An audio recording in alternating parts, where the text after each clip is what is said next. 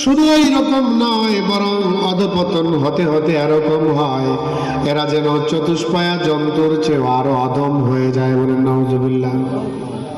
আমার ভাইরা, তাহলে এই আয়াত থেকে কিন্তু আমাদেরকে দুইটা জিনিস আমাদেরকে বোঝানো হচ্ছে। এক হলো যারা পশুর চেয়েও অদম হয়ে যাচ্ছে, তারা কোরআনকে না বুঝার কারণে, না মানার কারণে, শুনেও না শোনার ভান করার কারণে, বুঝেও না বুঝার ভান করার কারণে, দেখেও না দেখার ভান করার কারণে এরকম আচরণ করা হলো ব্যক্তির পক্ষ থেকে কোরআনের উপরে জুলুম, বান্দার পক্ষ থেকে দ্বীনের উপরে জুলুম। কারণ দ্বীনের হক হলো, কোরআনের হক হলো কোরআনকে আমরা জানবো, বুঝবো, শিখবো এবং মানবো এবং প্রতিষ্ঠা করবো। এটা আমাদের উপরে ফরজ। কিন্তু যখন আমি এটা না করি, তখন আমার পক্ষ থেকে কোরআনের প্রতি, দ্বীনের প্রতি জুলুম করা হয়। আল্লাহ আমাদেরকে মাফ করুন। বুঝতেছেন কথাটা? তাহলে কেন পরিবর্তন হচ্ছে না? কেন আমরা ধীরে ধীরে অধঃপতনের দিকে যাচ্ছি? আর কারণ হলো আমরা কোরআনের সাথে আমাদের আমলের যে সম্পর্ক, দ্বীনের সাথে আমাদের জানার যে সম্পর্ক, মানার যে সম্পর্ক, আমরা সেই সম্পর্ক করছি না। এ কারণে ক্ষতিগ্রস্ত কে হচ্ছে? কোরআন কি ক্ষতিগ্রস্ত হচ্ছে? আল্লাহ ক্ষতিগ্রস্ত হচ্ছেন না আমরা ক্ষতিগ্রস্ত হচ্ছি? বলেন, কারা ক্ষতিগ্রস্ত হচ্ছে? আমরা। চতুষ্পয়া জন্তুর মতো উদাহরণ দেওয়া আছে। আমার ভাইয়েরা খেয়াল করবেন, মানুষ মানুষকে খুন করে, ছেলে বাবাকে হত্যা করছে, স্বামী স্ত্রীকে হত্যা করছে, আবার সন্তান বাবাকে হত্যা করছে। মাঝে মধ্যে এই ধরনের ঘটনাগুলো আমাদের চোখের সামনে আসে না? নাই আসে না? আমার ভাইয়েরা, কি জন্য এরকম হচ্ছে? কোরআনকে না মানার কারণে, কোরআনের শিক্ষা না দেওয়ার কারণে, পরিবার এবং পারিবারিক জীবনে, সামাজিক জীবনে কোরআনকে ধারণ করতে না পারার কারণে এই ধরনের দুঃখজনক ঘটনা একটা দুইটা নয়, শত শত ঘটনা ঘটছে আমাদের চোখের সামনে। আমরা দেখতে পাচ্ছি এরকম অনেক ঘটনা ঘটছে। কিন্তু যদি আমরা কোরআন শিখতে পারতাম, মানতে পারতাম, এরকম ঘটনা হতো না, বরং এর উল্টোটা হতো। কোনটা হতো? উল্টোটা হতো। আমার রাসূল সাল্লাল্লাহু আলাইহি সাল্লাম বলেছেন যে এই কোরআন মানার কারণে, কোরআন মানার কারণে, কোরআন আল্লাহর দ্বীন মানার কারণে, আল্লাহর দ্বীন সমাজে যখন প্রতিষ্ঠিত হয়, তখন সানা থেকে হযরমাউত পর্যন্ত এখন নিরিবিলি রাস্তায়, নীরব রাস্তায় একজন মা, একজন বোন হেঁটে যাবে, তার দিকে তাকানোর কারো সুযোগ থাকবে না। সুবহানাল্লাহ। এরকম সমাজ এবং রাষ্ট্র হয়, ছিল এরকম, আবারও হতে পারে যদি আমরা কোরআন মানার চেষ্টা করি। কথা ঠিক কিনা বলেন? কঠিন হচ্ছে আপনাদের কাছে নাকি? মূল কথাতে আমরা যাই না। এই কয়টি কথা এই জন্য বললাম যে কোরআনের মাহফিলের আদব রক্ষা করব, মনোযোগ দিয়ে শুনব, কথাবার্তা বলবো না, একজন আর একজনকে ফিস কানাকানি ডিস্টার্ব আমরা করবো না, আর শুনবো মানার নিয়তে। কারণ আমি যদি মানার নিয়তে না শুনি আর না মানি, তাহলে আল্লাহর কোনো ক্ষতি নাই, আমি অদম হব, পশুর চেয়েও অদম হব। আল্লাহ আমাদেরকে ক্ষমা করুন। আমার ভাইয়েরা, আল্লাহ পাক রব্বুল আলামিন ইরশাদ করছেন, ইয়া আইয়ুহাল্লাযীনা আমানুত্তাকুল্লাহ,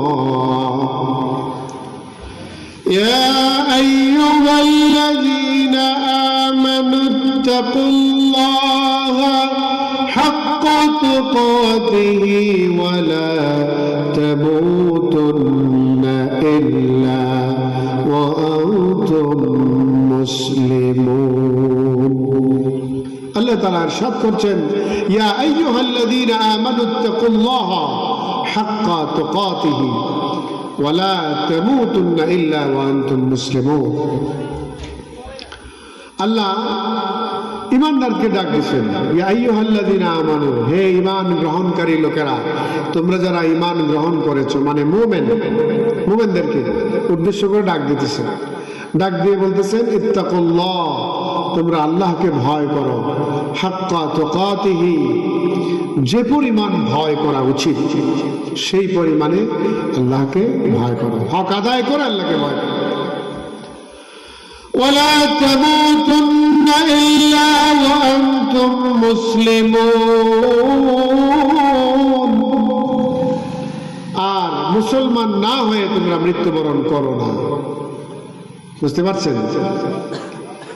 এই আয়াতের মধ্যে আল্লাহ পাক রব্বুল আলামিন আমাদেরকে দুইটা গুরুত্বপূর্ণ হেদায়েত দিচ্ছেন। এক হলো আল্লাহকে ভয় করা, সর্বদা প্রকাশ্যে গোপনে আল্লাহকে ভয় করা, সকল কাজে আল্লাহকে ভয় করা এবং ভয়ের হক আদায় করে ভয় করা।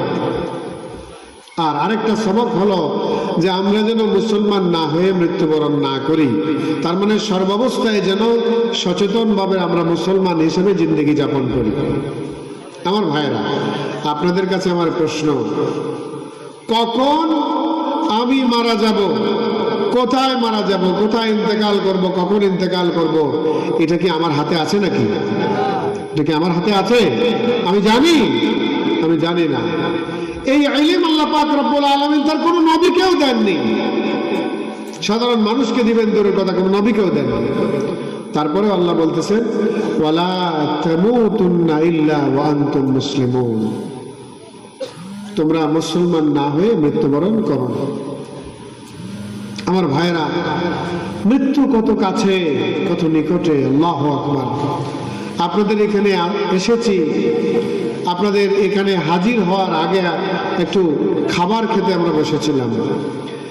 একটু বছরে খবর আসলো আমার অত্যন্ত কাছের প্রিয় একজন মানুষ, সুনামগঞ্জের জেলা বাড়ের একজন প্রথিত যশা আইনজীবী, আমাদের পার্শ্ববর্তী বিশ্বম্বরপুরের কৃতি সন্তান জনাব অ্যাডভোকেট আবুল বাশার, আল্লাহু আকবার। কত সম্ভাবনাময় একজন মানুষ ছিল।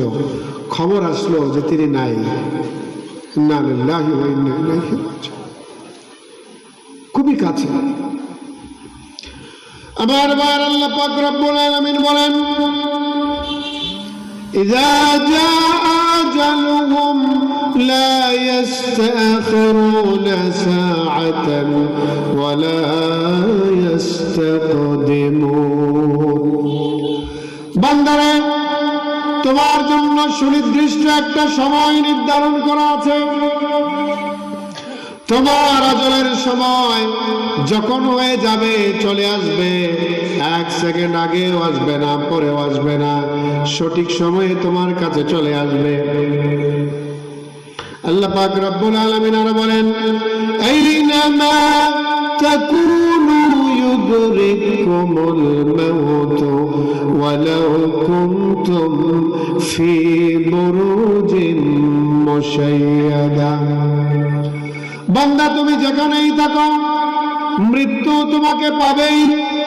যদিও তুমি বদ্ধ একটা শক্ত প্রাচীরের মধ্যে থাকো, যেখানে কেউ ঢুকতে পারবে না, সুরক্ষিত কোনো দুর্গের মধ্যে থাকো, জেনে রাখো বান্দা, তোমার শত্রু সেখানে পৌঁছতে না পারলেও সময় মতো তোমার মৃত্যু নামক দানব তোমার কাছে সময় মতো চলে যাবে। আমার ভাইরা, আমরা কখন জানি না চলে যাব, কোথায় কখন আমার হায়াতে জিন্দেগি শেষ হবে আমি জানি না। তারপরে আল্লাহ পাক রব্বুল আলামিন বলছেন ওয়ালা তামুতুন্না ইল্লা ওয়া আনতুম মুসলিমুন। বান্দারে, মুসলমান না হয়ে মৃত্যুবরণ করো না। আমার ভাইরা, এর মানে হলো যে তুমি যেহেতু জানো না কখন কোথায় তোমার ইন্তেকাল হবে, কতটুকুন হায়াত তোমার আছে, তুমি যেহেতু জানো না এই মুহূর্তেই তোমার জিন্দগি শেষ হয়ে যেতে পারে, এই কয়েক সেকেন্ডের মধ্যে বসা আছো, মাহফিল থেকে উঠবার আর সৌভাগ্য নাও হতে পারে, দাঁড়িয়ে আছো, বসার সৌভাগ্য না হতে পারে, শ্বাস ফেলছো নাও নিতে পারো, এমন সময়ই আজল তোমার কাছে আজরাইল চলে আসতে পারে। যেহেতু তুমি জানো না, এই জন্য তোমাকে প্রস্তুত থাকতে হবে। এই মুহূর্তে আল্লাহ পাক রব্বুল আলামিন যদি ডাক দিয়ে দেয় আমি চলে যাই, তাহলে এমন অবস্থায় আমি থাকব, আমি যেন শারীরিক দিক থেকে পবিত্র থাকি, আমি যেন মানসিকভাবে পবিত্র থাকি, আমি যেন আমার চিন্তা চেতনা আমালের দিক থেকে এমন পরিশুদ্ধ থাকি যেন আল্লাহ পাক নিয়ে যায়, নেওয়ার সময় যেন আমি মুসলমান হিসেবে আমার চরিত্র, ঈমান এবং আখলাক যেন সুরক্ষিত থাকে। বলেন সুবহানাল্লাহ। আমার ভাইরা, আমাদের অবস্থাটা কি জানেন? আমাদের অবস্থা হলো, আমি এরকম বলি বিভিন্ন জায়গায়, উদাহরণ দিই। মনে করেন আমাদের এই মসজিদের ইমাম সাহেব হেঁটে যাচ্ছেন, রাস্তায় পাইলেন একজন ভাইয়ের নাম হলো আব্দুল সালাম, নাম মিলে গেলে মাইন্ড করবেন না, মাফ করবেন, হ্যাঁ, বলতেছেন যে সালাম ভাই আজান তো হয়ে গেছে ভাই, আসেন যাই মসজিদে চলেন। তো সালাম ভাই বলতেছে যে হুজুর আপনি যে কথা বলেছেন দুনিয়ায় এত ভালো কথা তো আর হইতে পারে না, এটা তো সবচেয়ে সেরা কথা বলছেন আপনি, মসজিদে যাব আপনি আমাকে দাওয়াত দিয়েছেন, তো ইমাম সাহেব যাইতে পারতেছি না, আমার তো একটা অসুবিধা আছে। কি অসুবিধা? না আর বললেন না, কাপড়টা ভালো না, যান ইনশাল্লাহ, আল্লাহ দিলে ইনশাল্লাহ সামনে চিন্তা করবেন, আছে না? এরকম জবাব দেয় না? কি ছেড়ে দেবো ওয়াজ ছেড়ে দেবো, এরকম আছে না নাই? আচ্ছা, কি বলতেছে? বলতেছে যে দাওয়াতটা তো আমি ভালোই দিছি, কিন্তু আমি পারতেছি না, এখন আমার কাপড়টা ভালো না। আমি আপনাদেরকে প্রশ্ন করি, সালাম ভাই নাম মিলে গেলে তো আমি আগেই ক্ষমা চাইছি, একটা নাম বলতে হবে তো। আমি যদি আপনাদেরকে প্রশ্ন করি যে ওই ভাইয়ের আসলে কোনটা খারাপ, কাপড়টা খারাপ না এই জায়গাটা খারাপ, কোনটা বলবেন আপনারা? ওনার কি কাপড়টা নষ্ট না পাক, কাপড়টা ভালো না, না আসলে ওইটা ভালো না, কোনটা ভালো না? আমি তো মনে করি ওইটা ভালো না। ওইটা ভালো না দিয়ে আমি বোঝাচ্ছি যে তার বিবেক, তার ঈমান যে জায়গাটায় থাকে, আমরা বলতে পারি যে মানুষের কলব, আবার মানুষের যে ব্রেইন, যে বিবেক তাকে নিয়ন্ত্রণ করে, সে যদি এটা বুঝতো যে আসলে আমার এক সেকেন্ডেরও সময় নাই, এই মুহূর্তে আমাকে চলে যেতে হবে, আমার বাকি রাখার কোনো সুযোগ নেই, কোনো কাজ বাকি রাখার সুযোগ নেই, এটা যদি সে মনে করতো তাহলে তার কাপড়টা ভালো থাকতো। আরেকটা বিষয় হলো, যার কাপড় ভালো না বলে আসলে তার শরীরটাও তো ভালো না। কে বলেন? শরীর ভালো না বলেই তো কাপড় ভালো না, কাপড় ভালো না বলেই তো শরীর ভালো না, কারণ সে তাহারাত হাসিল করে নাই ঠিক মতো। বলেন ঠিক কিনা? তো তার মানে কি? তার মানে কি আমি প্রস্তুত? এই মুহূর্তে যদি আল্লাহ নিয়ে নেয়, আমি কি মুসলমান হিসেবে প্রস্তুত? প্রস্তুত না। আমাদের ওই জায়গা থেকে ফিরে আসা দরকার। অনেকেই মনে করতেছি আমরা যে আরে সময় তো আছে, মাত্র বয়স 25 আর 30, এখনো ছেলে বিয়ে করাইলাম না, মেয়ে বিয়ে দিলাম না, এত হুজুর মার্কার সময়, সাজার সময় তো আমাদের আছে, আরো এখনো অনেক সময় বাকি আছে, এরকম অনেকে কিন্তু মনে করে। আসলে সময় কিন্তু নাই, সময় যে কোনো সময় শেষ হয়ে যেতে পারে, চলে যেতে পারে।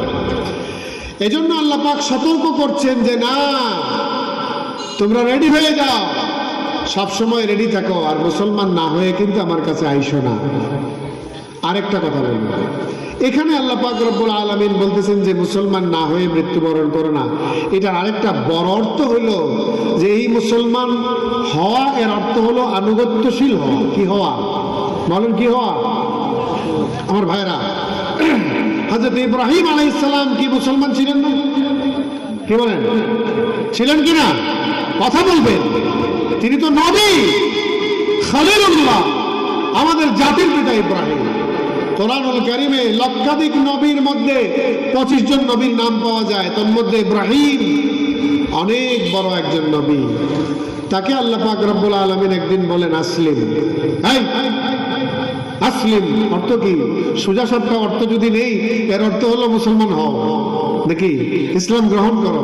তিনি তো নবী, তিনি আর কিসের ইসলাম গ্রহণ করবেন, কিসের মুসলমান হবে? এর মানে হলো যে তুমি আরো আনুগত্যশীল হও, আরো আনুগত্য প্রদর্শন করো। আর তিনি তখন জবাব দিলেন, আসলামতু লিরাব্বিল আলামিন। আমার ভাইরা, এই মুসলমান হওয়া মানে আমি যা বিশ্বাস করি, আমার জবানে যা উচ্চারণ করি, এই যে বিশ্বাসের কথা আমি ইকরার করি, সেটা আমাকে আমলের মাধ্যমে প্রমাণ করতে হবে। আমার ভাইরা, ইমানের সংজ্ঞায় বলা হয়েছে আল ঈমানু ইকরার বিল লিসান ওয়া তাসদীক বিল জিনান ওয়াল আমালু বিল আরকান।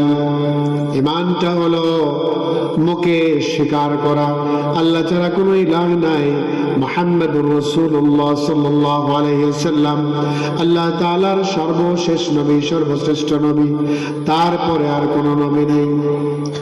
আমি মুখে উচ্চারণ করলাম এবং সেটাকে আমি আমার কলবের মধ্যে আমি ঠাঁই দেব, নেকি করব না, মুনাফিকি করব না। এই দুইটা কাজ করার পরে আমি প্রত্যেকটা হুকুমকে আমি যখন পালন করে দেখাবো, তার মাধ্যমে আমার ঈমানটা মুকাম্মেল হবে, পূর্ণ হবে। বলেন সুবহানাল্লাহ। আমার ভাইয়েরা দেখুন, ঈমানের ব্যাখ্যায় আমরা আরো অনেকগুলো কথা বলে থাকি। একটা হলো ঈমানে মুজমাল, আরেকটা হলো ঈমানে মুফাসসাল।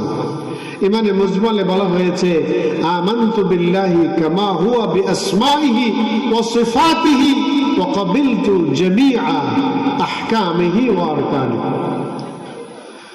আমানতু বিল্লাহি কামা হুয়া, আমি আল্লাহর উপর ঈমান আনলাম, কামা হুয়া, তিনি যেভাবে, যেমন, বিআসমাইহি, তার নামের দিক থেকে, ওয়া সিফাতিহি, এবং তার গুণাগুণের দিক থেকে।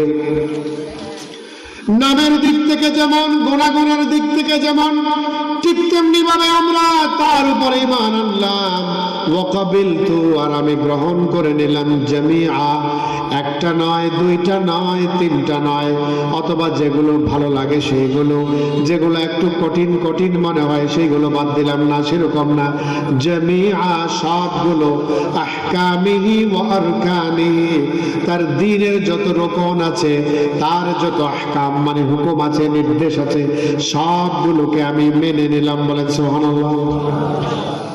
তো এইভাবে তো মুসলমান হতে হবে আমাদেরকে। আমার প্রিয় ভাইরা, এই মুসলমানিত্ব বলতে কি বোঝায়? মুসলমান কি আমি পৈতৃকভাবে ঘোষণা করলেই মুসলমান হয়ে যেতে পারবো, নাকি মুসলমানটা আমাকে আমার আমালের মাধ্যমে, আখলাকের মাধ্যমে প্রমাণ করতে হবে কোনটা আসলে? আমার ভাইরা দেখুন, কোরআনুল কারীমের মধ্যে দলিল, হযরত ইব্রাহিম আলাইহিস সালাতু ওয়াস সালাম, আল্লাহ পাক বলেছেন, وَإِذِ ابْتَلَى إِبْرَاهِيمَ رَبُّهُ بِكَلِمَاتٍ। ইব্রাহিমকে আমি অনেকগুলো ব্যাপারে পরীক্ষা করেছি, একটা নয়, দুইটা নয়, অনেকগুলো বড় বড় পরীক্ষা আমি করেছি। প্রত্যেকটা পরীক্ষায় ইব্রাহিম পাশ করেছে। বলেন সুবহানাল্লাহ। সেই ইব্রাহিম আলাইহিস সালাতু ওয়াস সালাম আল্লাহর নবী হিসেবে দায়িত্ব পালন করেছেন। মূর্তি পূজার বিরুদ্ধে তিনি জিহাদ করেছেন, দাওয়াতি কাজ করেছেন। তার নিজস্ব লোকগুলোর বিরুদ্ধে তিনি ভূমিকা পালন করেছেন, দাওয়াত দিয়েছেন। তাদের অনেকগুলো জুলুমের তিনি শিকার হয়েছেন। শেষ পর্যন্ত তাকে তারা পুড়িয়ে ফেলবে, নমরুদ আগুনের মধ্যে তাকে নিক্ষেপ করে দিল। তারপরেও তিনি ঈমান থেকে দূরে যাননি, তাদের সাথে কোনো আপোষ করেননি। কি বলেন? আপোষ করেছেন? কোনো আপোষ করেননি। আল্লাহ পাক রব্বুল আলামিন খুশি হয়ে বলেছিলেন, ইয়া নারু কুনি বারদান ওয়া সালামান আলা ইব্রাহিম। আল্লাহ বলেছেন, ও আগুন, তুমি আমার ইব্রাহিমের উপরে সুশীতল ঠান্ডা হয়ে যাও। সুবহানাল্লাহ। আমার কথাটা যে জায়গায়, সেটা হলো এমনতর অসংখ্য পরীক্ষা, জীবনের সবচেয়ে ঝুঁকিপূর্ণ পরীক্ষাগুলো দিয়ে যে ইব্রাহিম আলাইহিস সালাতু ওয়াস সালাম আল্লাহর নবী হিসেবে দায়িত্ব পালন করেছেন, খলিলুল্লাহ হয়েছেন, তার বাবা কিন্তু ছিলেন একজন আজর পৌত্তলিক। কথা বলেন, আজর পৌত্তলিক। তার মানে পৌত্তলিক মুশরিক, একজন মুশরিক বাবার সন্তান হওয়ার পরেও তিনি আল্লাহ তাআলার দেওয়া দায়িত্ব পালন করার মাধ্যমে, আল্লাহর হুকুম মানার কারণে, আল্লাহর দ্বীনের মিশনের সাথে থাকার কারণে তিনি একজন সেরা মুসলিম। আমার ভাইয়ের বিপরীত উদাহরণ আছে। আল্লাহর নবী হযরতে নূহ আলাইহিস সালাতু ওয়াস সালাম, যাকে আদমে সানি বলা হতো, দ্বিতীয় আদম বলা হতো, তার সময় মাত্র সামান্য কিছু মানুষ মুসলমান হয়েছিল। কাফেররা নানাভাবে সেই মুসলমানদেরকে নষ্ট করে দেওয়ার জন্য, দ্বীনের পথ থেকে নিয়ে যাওয়ার জন্য নানা রকম ষড়যন্ত্র করেছিল, হুমকি ধমকি দিয়েছিল। তিনি দোয়া করেছেন আল্লাহ পাক রব্বুল আলামিনের কাছে, ও আল্লাহ, আপনার এই সামান্য কয়েকটা অনুগত বান্দাকে যদি রক্ষা করতে হয়, এই কাফেরের গোষ্ঠীদেরকে আপনি বাড়ি সহ ধ্বংস করে দিতে হবে, নইলে আমি এদেরকে রক্ষা করতে পারবো না। আল্লাহ পাক রব্বুল আলামিন নূহ আলাইহিস সালাতু ওয়াস সালামের দোয়াকে কবুল করে নিলেন এবং বললেন, নূহ আলাইহিস সালাম রে, আমি তোমাকে এই ফর্মুলা দিলাম, এই ফর্মুলা দিয়ে তুমি কিস্তি বানাও, তুমি জলযান বানাও, আমি প্লাবন দিব, হুকুম হওয়ার পরে এমন প্লাবন হবে সবাই মারা যাবে, আপনি তখন কিস্তির মধ্যে আপনার ইমানদারদেরকে উঠে নেবেন। বলেন সুবহানাল্লাহ। সংক্ষেপে বলছেন। আমার ভাইয়ের, আল্লাহ পাকের হুকুম হয়ে গেল, কিস্তি তিনি তৈরি করলেন, হুকুম হয়ে গেল, প্লাবন, বিশাল প্লাবন। তিনি এক এক করে ইমানদারদেরকে ওঠালেন। ওঠাতে গিয়ে এক পর্যায়ে তার নিজের সন্তানের প্রতি মায়া হলো। তার নাম হলো কেনান। বলেন নামটা কি? কেনান। তার সন্তান। কার সন্তান? নূহ আলাইহিস সালামের সন্তান। কার সন্তান? নূহ আলাইহিস সালামের সন্তান। চোখের সামনে যখন পড়ল তখন তিনি বললেন, ইন্না ইবনি মিন আহলি ওয়া আনতা আহকামুল হাকিমিন। ও আল্লাহ, এটা তো আমার ছেলে, আমার আহলের অন্তর্ভুক্ত। এটা দিয়ে বোঝাচ্ছেন আমি কি করব, একে উঠাবো কিনা।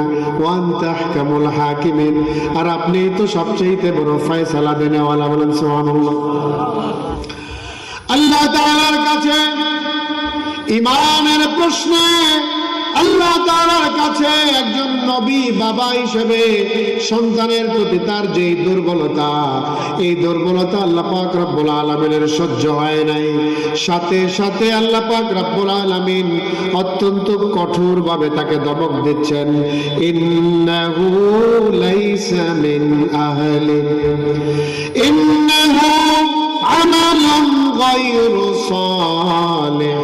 নূহ আলাইহিস সালামকে বলতেন, ও নূহ আলাইহিস সালাম, ইন্নাহু আমালুন গায়রু সালিহ, ইন্নাহু লাইসা মিন আহলিক, এ তোমার আহলের অন্তর্ভুক্ত হতে পারে না।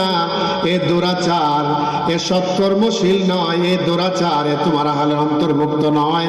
এতএব একে তুমি কিস্তিতে তুলতে পারবে না। সে আমার প্লাবনে ডুবে বেহেদায়েত হিসেবে মারা যাবে।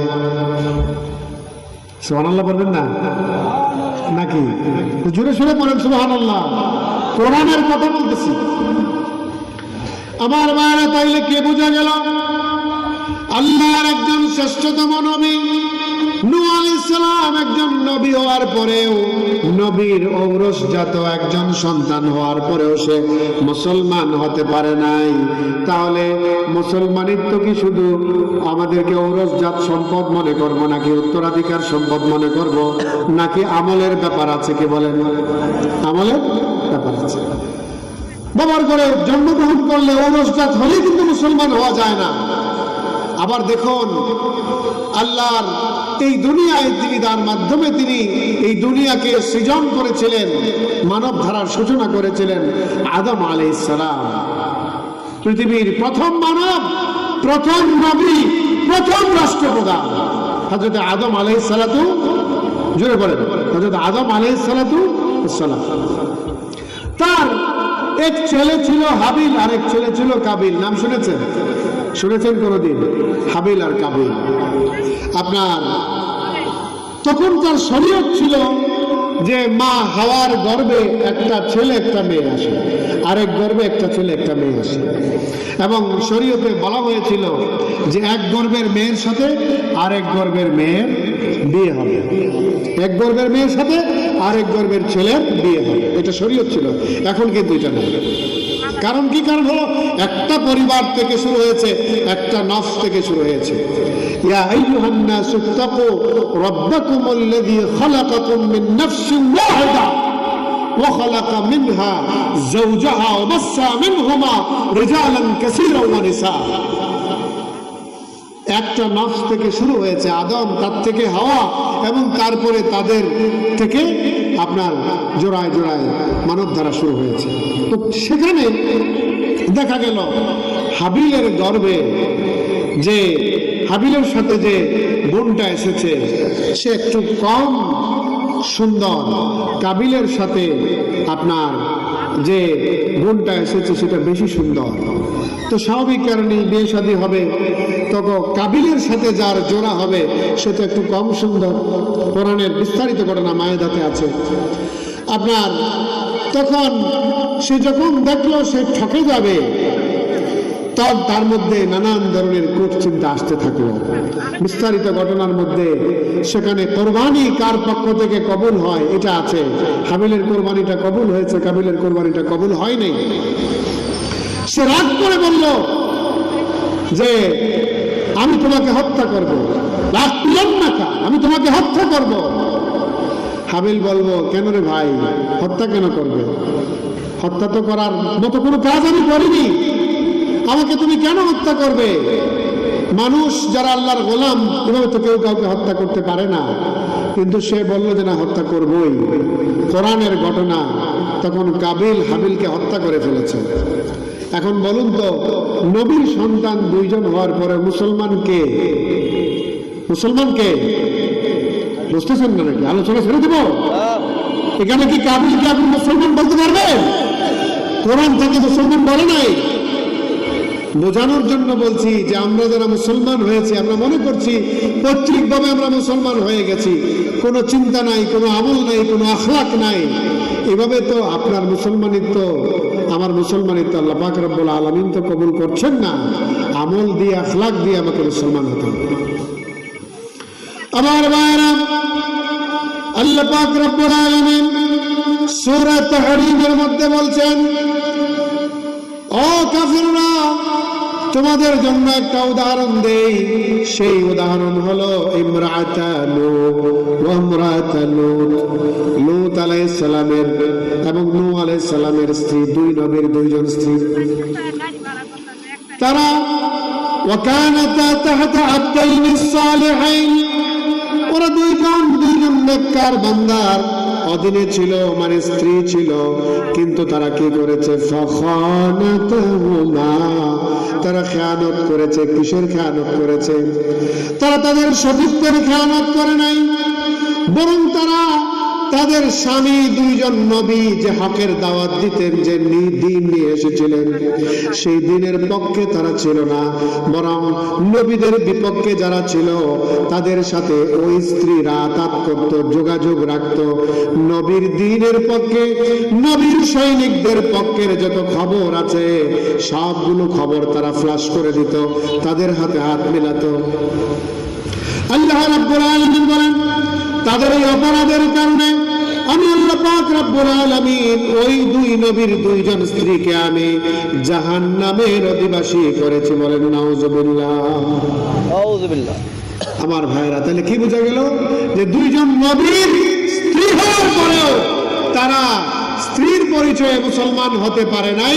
কারণ মুসলমান ওয়ালা ঈমান, আখলাক, তাদের যে কার্যক্রম, যে আনুগত্য, যে ইতাআত দরকার ছিল সেটা তাদের মধ্যে ছিল না। ঠিক কিনা বলেন? অপরদিকে দেখুন, আল্লাহ তাআলার নবী হযরত মূসা আলাইহিস সালাতু ওয়াস সালাম, তিনি যখন দাওয়াত দিলেন, ফেরাউনের কাছে গিয়ে দাওয়াত দিলেন, আল্লাহ পাক রব্বুল আলামিন বললেন, মূসা রে, তুমি ফেরাউনের কাছে যাও। ইযহাব ইলা ফিরআউনা ইন্নাহু তাগা, ফেরাউনের কাছে যাও, এ তাগুত, এ সীমা লঙ্ঘন করেছে, আমার দাওয়াতটা তার কাছে দাও। তিনি দাওয়াত দিতে গেলেন।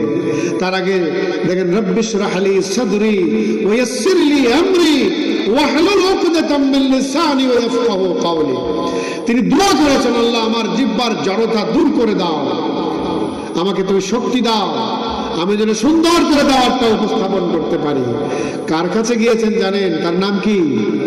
বলেন, কার নাম কি? ফেরাউন। ফেরাউন শুধু বললেই হবে না, সে বলেছিল, মুসা তুমি কিসের আল্লাহ টাল্লাহর দাওয়াত দাও, কিসের রবের দাওয়াত দাও মিয়া, আনা রাব্বুকুমুল আলা, আমি নিজেই তো বড় রব, আনা রাব্বুকুমুল আলা, আমি তো বড় রব। মানে সে বুঝাই চেয়েছিল যে আমি তো বড় শাসক, বড় রব, তুমি যে রবের দাওয়াত দাও আমি তার চেয়ে কম না। বলেন নাউজুবিল্লাহ, নাউজুবিল্লাহ। আমার প্রিয় ভাইরা, তিনি তার কাছে গেলেন, দাওয়াত দিলেন। সেই ফেরাউন ছিল সেই সময়ের অবিসংবাদিত সম্রাট, বড় জালেম, বড় শাসক। তার শক্তি সামর্থ্য বেশি ছিল, তার পুরা শক্তি সামর্থ্যকে সে ইসলামের বিরুদ্ধে ব্যবহার করেছিল।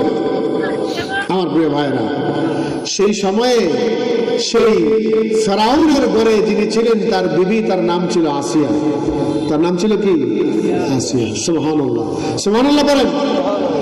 আল্লাহ পাক রব্বুল আলামিন ফেরাউন যখন জানতে পারল তার দেশে এমন একটা সন্তান আসবে যে সন্তান বড় হয়ে তার বিরুদ্ধে দাঁড়াবে, সে তখন নির্দেশ জারি করে দিল, যত মায়েরা সন্তান সম্ভব আছে, প্রসবের পরে যদি সে ছেলে সন্তান হয় সবাইকে মেরে ফেলো, খুন করে ফেলো। এইভাবে সে কত কত বনি আদমকে, কত সন্তানকে হত্যা করেছে, তার কোনো ঠিক নাই। নাউজুবিল্লাহ মিন যালিক। কোরআনের ঘটনা। সে তার শত্রুকে ঠেকানোর জন্য শত শত মায়ের পুত্র সন্তানদেরকে হুকুম দিয়ে দিয়ে হত্যা করেছে। কিন্তু সে কি পারছে ঠেকাইতে? এগুলো করে কি মুসাকে ঠেকাইতে পারছে? পারেনি। মুসাকে আল্লাহ পাক রব্বুল আলামিন তার ঘরে পাঠিয়ে দিয়েছে এবং বিবি আসিয়া লালন পালন করেছেন। অনেক লম্বা কথা, কিন্তু শর্ট করে বলছি যে মনটাও ভালো না, একটা মৃত্যু সংবাদ শুনেছি, তাড়াতাড়ি যেতে হবে। আমার প্রিয় ভাইরা, আল্লাহ পাক তার ঘরেই লালন পালনের ব্যবস্থা করে দিয়েছেন। এখন ঘটনাটা যে জায়গায়, আমার বক্তব্যের ফোকাসটা যে জায়গায়, সেটা হলো আসিয়া। সেটাকে জোরে বলেন কে?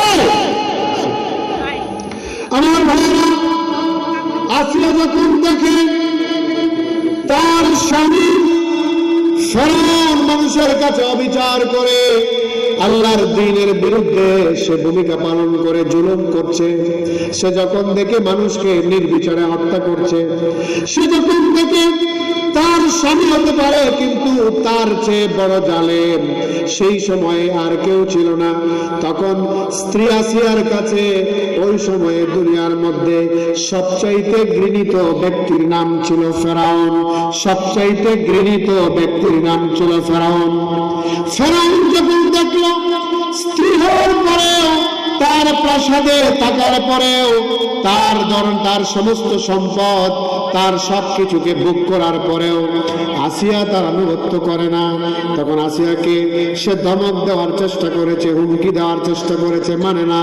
তারপরে যখন দেখলো কোনোভাবেই সম্ভব নয়, বলল, আসিয়া এবার তোমার আর দুনিয়ায় থাকার কোনো সুযোগ নাই, আমি তোমাকে দুনিয়া থেকে বিদায় করে দেব। আল্লাহু আকবার। কে বলছে? স্বামী। আমার ভাইরা, আসিয়া যখন দেখলেন আর কোনো উপায় নেই, তিনি শাহাদাতের জন্য তৈরি হয়ে গেলেন। তিনি মনে করলেন এই তো আমার সুযোগ, আমি শহীদ হব, আমার আল্লাহর কাছে পৌঁছে যাব। তিনি শাহাদাতের প্রস্তুতি নিলেন, কিন্তু জালেমের সাথে তিনি আপোষ করলেন না, কারণ তিনি মুসলিম। জালেমের সাথে তিনি আপোষ করেন নাই। তিনি তার প্রাসাদের সৌন্দর্য, ভোগ সামগ্রীগুলোকে তিনি তুচ্ছ মনে করলেন। আল্লাহ পাক রব্বুল আলামিনের কাছে দোয়া করলেন, রব্বি বিনি ইনদাকা বাইতান ফিল জান্নাহ ওয়া নাজ্জিনি মিন ফিরআউনা ওয়া আমালিহি ওয়া নাজ্জিনি মিনাল কওমিজ জালিমিন। তিনি আল্লাহর কাছে দোয়া করলেন, রব্বি বিনি ইনদাকা বাইতান ফিল জান্নাহ। ও আল্লাহ পাক রব্বুল আলামিন, আপনি দয়া করে মায়া করে আপনার কাছে জান্নাতে আমার জন্য একটা বাড়ি বানান। আপনার কাছে জান্নাতে আমার জন্য একটা বাড়ি বানিয়ে দেন। আর আপনি যত তাড়াতাড়ি সম্ভব ওই ফেরাউন থেকে এবং তার আমাল থেকে, তার এই দুষ্ট কর্মকাণ্ড থেকে, দিন বিরোধী, জাতি বিরোধী, মানবতা বিরোধী কর্মকাণ্ড থেকে আপনি আমাকে নিষ্কৃতি দেন। ওয়ানাজ্জিনি মিনাল কওমিজ জালিমিন, এই জালেম জাতির কবল থেকে আপনি আমাকে নিষ্কৃতি দেন। সুবহানাল্লাহ। তাহলে দেখুন যে নবী নূহ আলাইহিস সালাম, লূত আলাইহিস সালাম, তাদের স্ত্রীগুলো মুসলমান নয়, আবার ফেরাউনের স্ত্রী আসিয়া একজন শহীদ এবং কোরআনে উল্লেখিত কাসাসুল কোরআন একজন শ্রেষ্ঠতম মহিলার নাম, তার ঘটনা আল্লাহ পাক রব্বুল আলামিন বর্ণনা করেছেন। ও মুসলমানেরা, বাদাঘাট আমার শিমুল বাগানের মুসলমানেরা, আমরা আজকে কি শিখব? মুসলমান কি শুধু নিজে ঘোষণা করার নাম, পৈতৃকভাবে জন্মগ্রহণ করার নাম, না মুসলমান চিন্তা চেতনা আমাল আখলাকের নাম? কি বলেন? তাহলে আমরা কি চিন্তা চেতনার দিক থেকে, আমালের দিক থেকে, আখলাকের দিক থেকে আমরা আমাদেরকে মুসলমান হিসেবে গড়ে তুলবো, না অলস বসে থাকবো? কি বলেন আমার ভাইরা? এই চেষ্টাটা আমরা সবাই করি। আল্লাহ আমাদেরকে তৌফিক দান করুন। আল্লাহ পাক বলেছেন, আল মুসলিমু মান সালিমাল মুসলিমুনা মিন লিসানি ওয়া ইয়াদিহি, মুসলমান তো সেই যার হাত থেকে, যার মুখ থেকে অন্য মুসলমান নিরাপদ। বাইনাল মুসলিমে ওয়াল কাফিরে, অথবা বাইনাল মুসলিমে ওয়াল কুফরে তারকুস সালাত, আপনি সালাত ছেড়ে দিচ্ছেন। আপনি মুসলমান আর কাফেরের মধ্যে, কুফরের মধ্যে পার্থক্য হলো সালাত। আপনি সালাত পড়েন না, সালাত কায়েম করেন না, সালাতের ধার ধারেন না, আপনি বলতেছেন মুসলমান? হ্যাঁ, না, এটা হতে পারে না। মুসলমানদের আখলাকের ব্যাপারে অনেক কথা বলা হয়েছে, যে লা ইয়াখযুলুহু ওয়া লা ইয়াহকিরুহু, মুসলিম কোন মুসলিমকে অথবা কোন মানুষকে কখনোই হাকারত করতে পারে না, তার উপরে অন্যায় অবিচার করতে পারে না, তাকে অপমান অপদস্থ করতে পারে না। মুসলমান হতে হবে আমাদেরকে আমলে আখলাকে। আল্লাহ পাক রব্বুল আলামিন, আজকে অনেকগুলো কথা বলার ছিল, আমি মোট হারিয়ে ফেলছি বারবার। আমার সংবাদটা শোনার পরে আমি মাহফিল ছেড়ে যেতেও পারছি না, আর বলতেও পারছি না। আল্লাহ পাক রব্বুল আলামিন যতটুকুন কথা বলেছি, আপনাকে আমাকে সকলকে আমল করার তৌফিক দান করুন। আল্লাহুম্মা আমিন। মুআজ্জাজ হাজিরিন, আপনারা আমার জন্য দোয়া করবেন। যে বাইটির কথা বললাম তার জন্য দোয়া করবেন। আমরা সবাই সবার জন্য দোয়া করি।